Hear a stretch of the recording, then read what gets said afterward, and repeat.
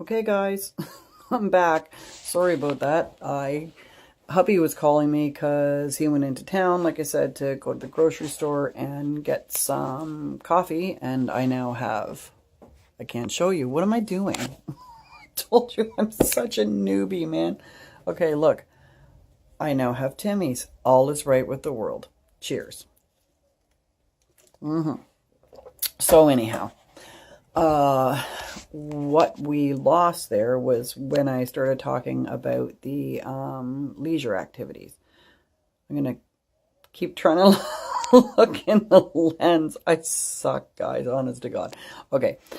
So leisure activities. Now this is where the Kleenex is going to come out, or the toilet paper, whatever. Okay, so for starters, we live in cottage country. We live in the beautiful Kawartha Lakes.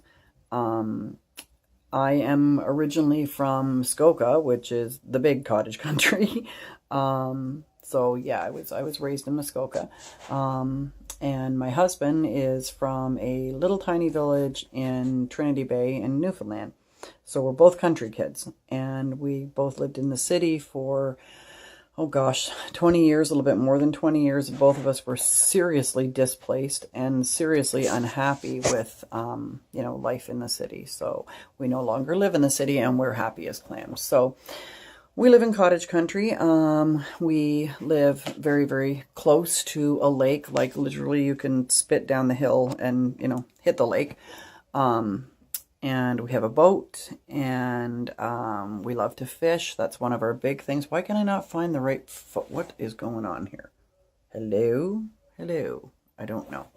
Okay, so boating is one of our big passions. Fishing being probably the biggest in terms of outdoor activities. So I have not been out in the boat since the accident, except once. I did try to go out in the boat. I believe it was probably, I don't know, maybe a couple of months after the accident, in 2015, and we were out there for maybe half an hour. One of the injuries that, and again, like I said, I won't get too far into the injuries or whatever. That's a whole nother video, but one of the injuries that I did sustain in the accident was a contra-coup brain injury. So I have really, really wicked chronic vertigo, which I'm on medication for, and thank goodness for that, or I wouldn't be sitting up talking to you right now.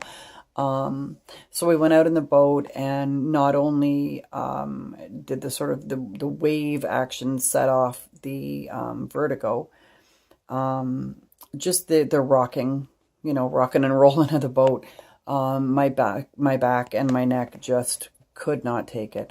And it's sad because you have no control over, it's a lake, it's a public lake. Everyone's allowed to be on it. And you really have no control over other people whipping past you, water skiing, or, whatever, people flying by on Sea-Doos with the music pumping, whatever. So of course there's a lot of, wake and a lot of action. So we were out there about a half an hour, and I had to tell hubby that he had to bring me home, and it broke my heart. I tried casting with my brand spanking new fishing rod that he had just gotten me a new rod for Christmas. And I'd only fished with it, I don't even know, gosh. Well, bass season wasn't even open. So I don't even know. I think I might have fished with it once. Nice rod, people. I tried casting, and although I'm left-handed, I do cast with my right hand.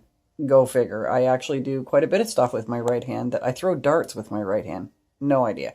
Anyway, I'm looking in the wrong spot, right? Hello?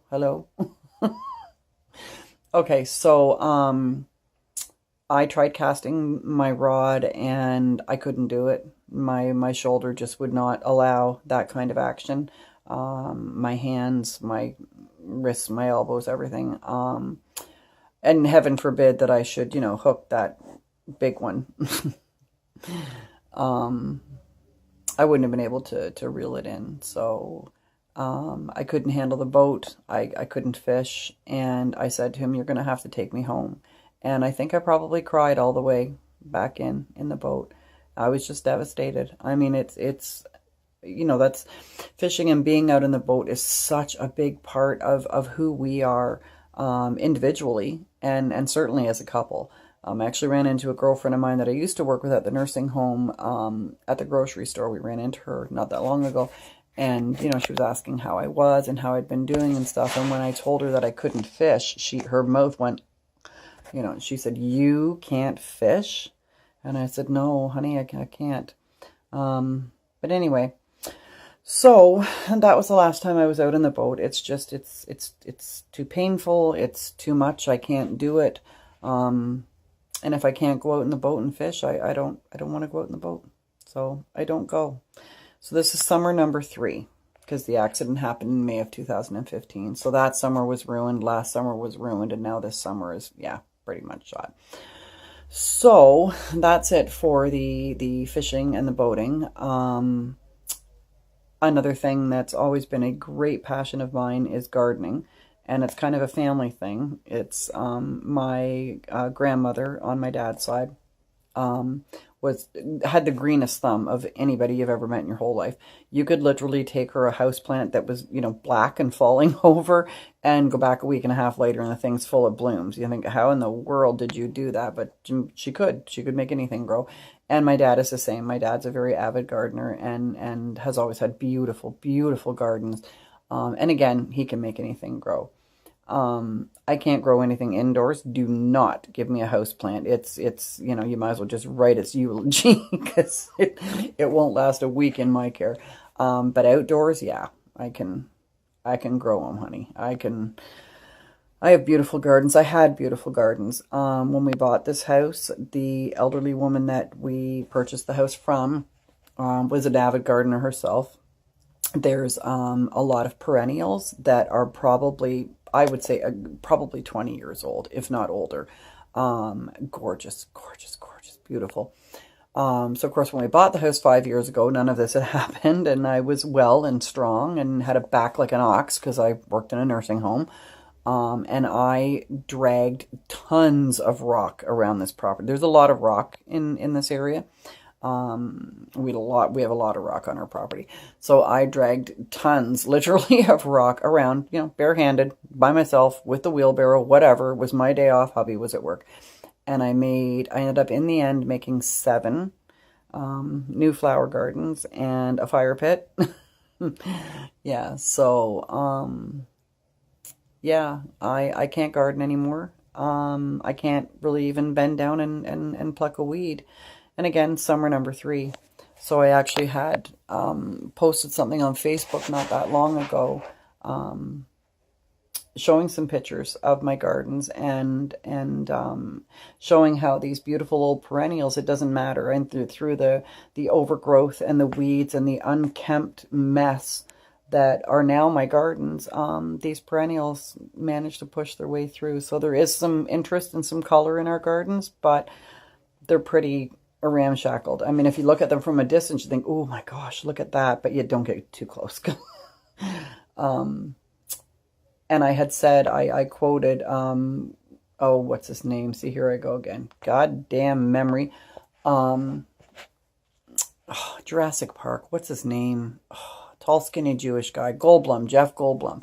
I had quoted one of his famous lines from Jurassic Park 1 where he said, "Life will, always find a way." Bad impression, but it's true. Life will always find a way. I mean, they managed to push their way up through all of this dead stuff.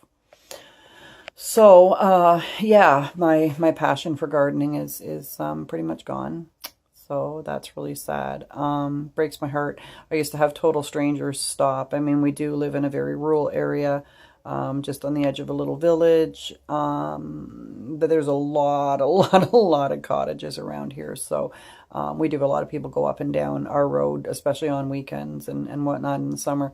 And I would have total strangers out, walking or riding their bicycles or whatever, would stop and say, "Oh my gosh, look at your peony bush. I've never seen peonies that big." Or, "What kind of flower is that tall purple thing?"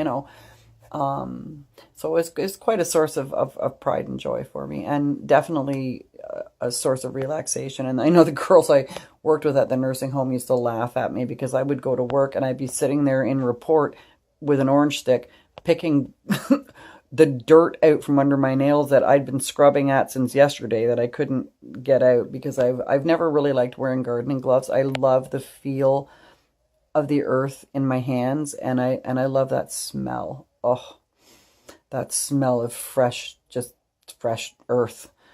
So yeah, so it's pretty much all gone, and it makes me really sad, and it bothers me every time I go out the door and I look at the gardens, and I want to cry because they're just gone hell in a handcart. They really have. My husband tries, bless his pointed little heart. He's not a gardener. He doesn't really know, anything too much about gardening, and I have tried to help. And he wants to know. He wants to learn. He wants to help me. He knows that my garden's being ramshackled is it breaks my heart. That being said, he himself is recovering from having had 3 strokes, so there's not a lot that he can do either. But he'll have me come and stand beside him and point at, okay, pull this, don't pull that. He'll say, but honey, look, there's yellow flowers all over that. And I'll say, yeah, it's actually a weed. It's a pretty weed, but you can pull that sucker. But it's a lot. I built a lot of gardens. I think I got a lot. Did this not happen to me? I could handle the gardens, no problem. Even working full time, no big deal, right? I now have way too much garden for somebody who can't garden anymore. So it makes me sad. It makes me frustrated. Again, I didn't do this to myself. I should be able to garden, and I can't. So that's another thing was a leisure activity and a great pleasure of mine. And there's a peace in your gardens. There's I don't know what the word is I'm looking for. There's a certain, I don't know what I'm looking for. Again, word searching, sorry guys. Like a calmness, a serenity when you're touching living things and helping them to grow. And I've lost that now. So that's kind of hard to take. So that's the boating, the fishing, the gardening. We have very, very good family friends. Might as well say they are family. My husband has been best friends with this man for, 30 plus years. He was the master of ceremonies at our, excuse me, that's my pillow. He was the master of ceremonies at our wedding. So they live up in Temagami, which is I think it's about a 4-hour drive from here. And they own a hunt camp, and the hunt camp is 27 miles in off the main road. It's a goat track that no sane person would take a goat down. You have to have a 4x4 vehicle, and you have to go about, on the camp road, maybe 10 kilometers an hour. And even that might be pushing it. It's like bumpity, bumpity, bumpity, just sort of, crawl. And then you arrive at the hunt camp, and, you've arrived in heaven. And it is, as I say, obviously very isolated. There is solar panels, so you do have some electricity, but you have to be very, very careful how you use it, obviously. There's an outhouse. It's just heaven. It's just heaven. It's off the grid. You're 27 miles, as I said, in off the main road, but you might as well be somewhere on the surface of, some other planet or something.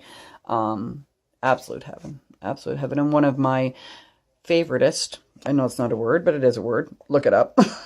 Favoritist places on the planet. And I miss the hunt camp. And I know that I can't right now go back. As I say, that you have to have a 4x4 vehicle to get back in there. I was driving my 4x4 Ford Escape when I was in the accident. And I replaced it. It was written off completely. So I replaced it with another Ford Escape, 3 years newer than the one that had been destroyed. And I've actually just had to sell that truck. With both of us having had all this happen and neither one of us working anymore, obviously there's, going to be some